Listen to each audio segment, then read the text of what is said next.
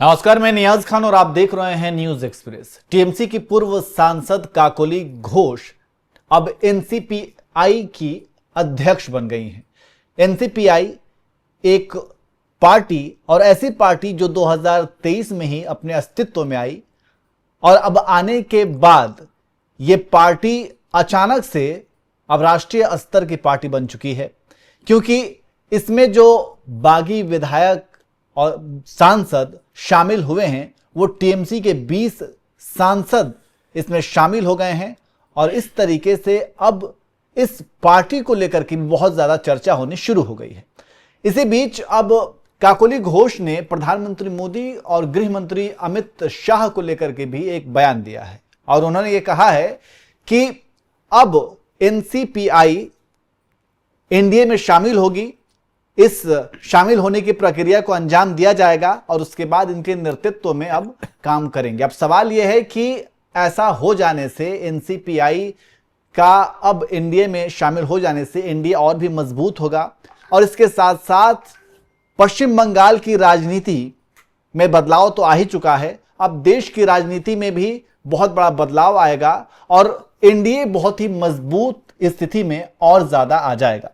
इसी पर हम बातचीत करेंगे। हमारे साथ चर्चा करने के लिए हमारे वरिष्ठ सहयोगी अमीन जी मौजूद हैं। अमीन जी, क्या लग रहा है कि जिस तरीके से काकोली घोष जो है एक पहले से जो पार्टी अस्तित्व में थी उसको उसकी अध्यक्ष बन जाती हैं, राष्ट्रीय अध्यक्ष बन जाती हैं और ये बिल्कुल ही अलग एक उदाहरण है। पश्चिम बंगाल महाराष्ट्र में क्या हुआ आपने देखा, ठीक है, रामविलास पासवान की जो पार्टी थी उसको दो फाड़ किया गया, शिवसेना को दो फाड़ किया गया, तो ये सब कुछ तो हुआ, लेकिन ये वाला जो मामला है वो बिल्कुल ही अलग है। बिल्कुल एक तरह से देखिए, एक कहावत है भोजपुरी, ये गोरखपुर बेल्ट में और इधर के जिलों में ये बात कही जाती है कि धान के खेत पुआल से पहचाने जाते हैं। कहने का मतलब ये है कि आपके घर धान की उपज कितनी हुई है वो आपके दरवाजे पर रखा हुआ जो पुआल का जो एक गठरी हाँ वो रखा हुआ है वो उससे पता चलता है। सेम टू सेम जो है ये इस पार्टी की स्थिति और जो 20 सांसद जो है निकल के आए हुए हैं पिछले 2-3 हफ्ते से, जब से ये चुनाव हुआ है, चुनाव होके रिजल्ट आया, रिजल्ट में बीजेपी जीती, उसके बाद से जो पार्टी का टूटने का सिलसिला शुरू हुआ तो वो सारी चीजें वो उसका नेतृत्व जो है काकोली घोष कर रही हैं। तो ये सारी चीजें प्रक्रिया चल रही हैं, लेकिन अभी तक अगर इसमें कोई इफ बट लेकिन वाली बात नहीं होती तो अभी तक कभी का जो है इसको स्वीकार कर लिया जाता। लेकिन अभी तक जो है दो बार जो है ओम बिरला से मुलाकात होने के बाद भी अगर स्थिति बनी हुई है तो कुछ टेक्निकल चीजें हैं। एक दूसरी चीज, विश्लेषकों की ये राय है कि विपक्ष जो है हमेशा से एक बीजेपी को एक बदनाम कर दिया है और उसका नतीजा दिख भी रहा है। जैसे आपने अपनी ओपनिंग में कहा कि ईडी के वजह से जो है शिंदे गुट अलग हुआ, शिवसेना को तोड़े, उसके बाद से स्थिति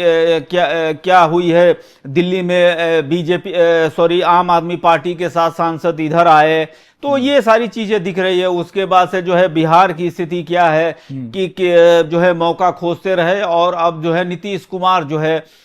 जैसे बीजेपी नरेंद्र मोदी के द्वारा ही लाया गया वो शब्द है कि जो है अब इनको जो है मार्गदर्शक मंडल में भेज दिया गया है। तो एक तरह से देखा जाए तो अब जो है बिहार में सम्राट चौधरी या बीजेपी अब जो है लीड करेगी, उसी तरह से महाराष्ट्र में देवेंद्र फडणवीस लीड करेंगे। तो ये बीजेपी का एक कारनामा है, ईडी और सीबीआई के द्वारा जो है पहले फंसाओ, फिर वो पार्टी में अगर टूट जाते हैं तो लाओ, और ये सारी चीज। तो अब इस बार जो है अगर बीजेपी बड़े फूक के कदम रख रही है। लेकिन अमीन जी, एक और चीज है, अगर बीजेपी के ऊपर ये आरोप लगते हैं कि वो ईडी और सीबीआई के द्वारा फंसाती है, तो अगर इनके दामन पाक साफ हैं तो फिर ईडी और सीबीआई से डरने की जरूरत क्या है? इसका मतलब ये मैं वही चीज बता रहा हूं कि जितने लोगों को ईडी ने पकड़ा है, जितने लोगों को सीबीआई ने पकड़ा है, या जो भी केंद्र सरकार की एजेंसियां हैं जो उनके ऊपर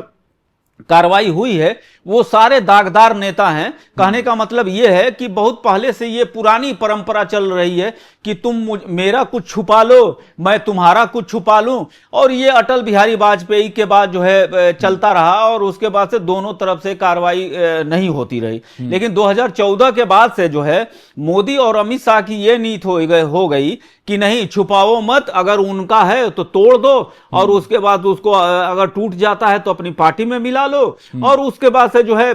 पार्टी को खत्म कर दो। अगर यही नीति है तो कई विश्लेषकों की राय है कि बीजेपी बाद में जो है फिर खुद ही कई खाने चित हो जाएगी अगर 2029 में अगर कांग्रेस की सरकार आए, क्योंकि कांग्रेस बीजेपी के सिखाए हुए, अमित शाह और नरेंद्र मोदी के सिखाए हुए स्टेप पे चलेगी। क्योंकि उसके अंदर भी दर्द है इस बात का, सोनिया गांधी का घंटों ईडी की पूछताछ, राहुल गांधी के साथ या और भी जो नेता हैं उनके साथ, तो वो नहीं छोड़ेंगे। तो ये एक स्थिति बाद में वो बनेगी, भविष्य में बनेगी। लेकिन जो मामला बन रहा है आप देखिए, पिछले जब से खत्म हुआ है, कल ही सीआईडी ने उनको उठाया, फिर परसों ईडी ने उठाया, फिर वहां से कोर्ट से मामला गया, तो अब ये चल रहा है। इसके साथ ही साथ जो है सयानी घोष के ऊपर भी कोलकाता म्युनिसिपल कॉरपोरेशन जब उन लोगों की सरकार थी तो एक जमीन का उसके कोई सबूत नहीं है या है। जिस तरह से राघव चड्ढा के बारे में कहा जाता है कि उनके ऊपर एक घोटाले का आरोप है जिसको सीबीआई ने दबा के रखा हुआ था और जल विभाग उनके पास था, तो उसी के हिसाब से तभी से वो लगने लगा था कि ये जाएंगे। तो वो जो चीजें आप ये भी तो देखिए, सबसे बड़ा उदाहरण हेमंत बिश्व शर्मा है जिनके खिलाफ अमित शाह ने गुवाहाटी में जाके जो है प्रेस कॉन्फ्रेंस करके उनके खिलाफ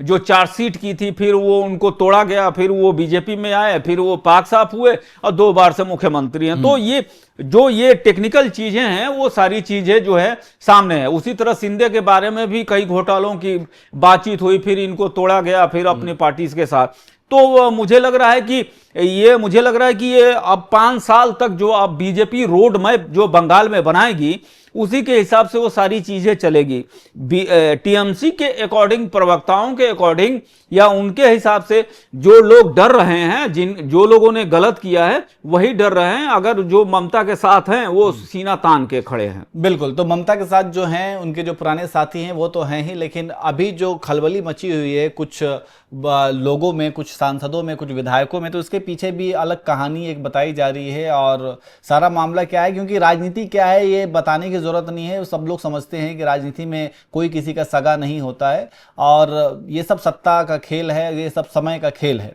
तो खैर, जिस तरीके से अब काकोली घोष जो है वो एनसीपीआई के अध्यक्ष बन गई हैं और तमाम इनके बागी सांसदों ने इस पार्टी को ज्वाइन कर लिया है, इस तरीके से एक नई पार्टी जो कि जिसका कोई वजूद अभी नहीं था, वो गुमनामी के अंधेरे में कहीं छिपा हुआ था, लेकिन अब जो है अचानक वो एनसीपीआई पार्टी जो है वो चमकना शुरू हो गया है और सब लोग इसके बारे में जानना शुरू हो गए हैं कि भाई ये क्या है और ये कब अस्तित्व में आई या किस तरीके से अब ये पार्टी ज्वाइन करके अब राजनीति की जाएगी। वैसे आप